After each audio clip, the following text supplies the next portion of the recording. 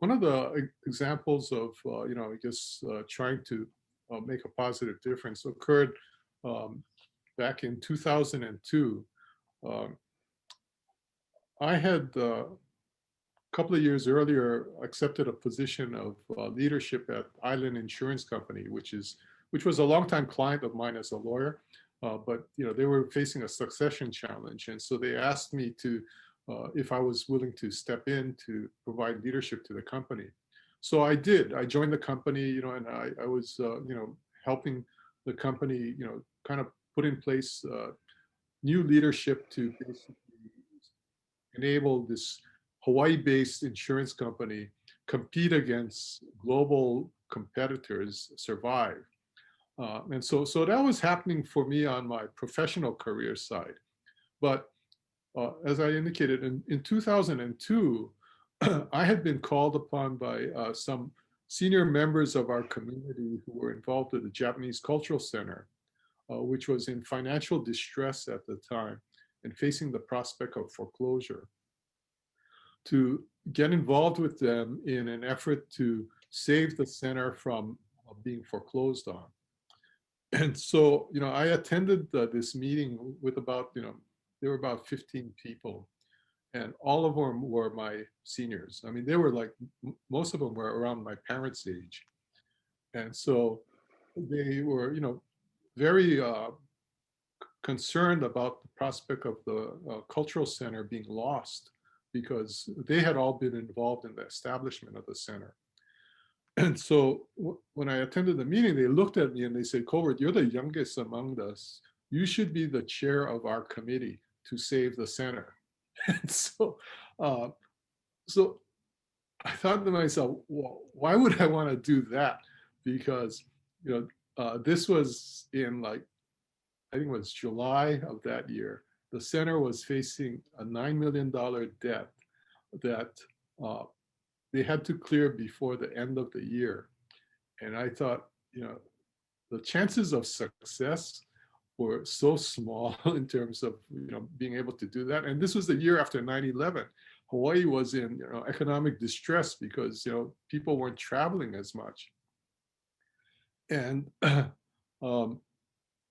again, I mean, I thought, well, if I do this and I fail, it tarnishes my reputation as a business leader. And so, I mean, that's not good, I mean, and so, I had all these thoughts that were running through my mind about, do I do this? Do I decline? I mean, what's good for the company? What's good for myself? And then, again, I, something inside me told me that, look, I mean, uh, this is what, sometimes you're put in a position, for a reason, so that you can actually do something that is beneficial, not just for yourself, or for your company, but, for the larger community. And so I was lucky because I think some of the key, owners in the company that I was working for were very supportive of me undertaking this. And so I did. And, it was remarkable because, we were able within the span of less than 6 months to raise the funds necessary from the community to stop foreclosure and to save the center. And so, yeah, it was, and it ended up being, really another defining moment in my life because it gave me an introduction to a number of new people who ended up becoming my friends, and also who ended up helping me with my business. And so, it's funny how, these things all come together in your life. Yeah? And that's why I encourage young people to get involved. Don't just focus on your own career and your profession.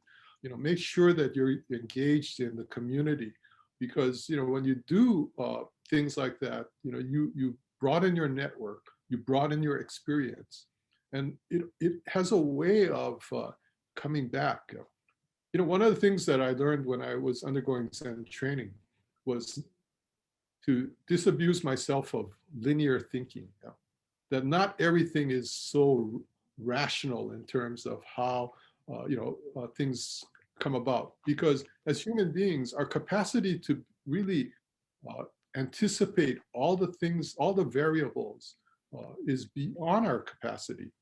And so you need to be able to think intuitively in terms of how you look at things and how you approach life.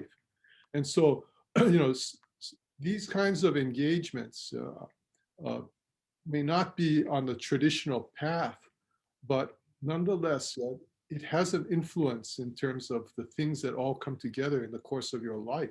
So whether or not it's immediate or if it's going to be 10 years down the line, you know, sometimes it all comes together. Yeah? And so it's important to do good and to live based on principles that will help guide your life. Because for me, those were the things that I think got me reflecting every time I faced this kind of a challenge. It was, what is what are the core principles that you subscribe to, that you learned about? And, are you really being true to those principles and to those values?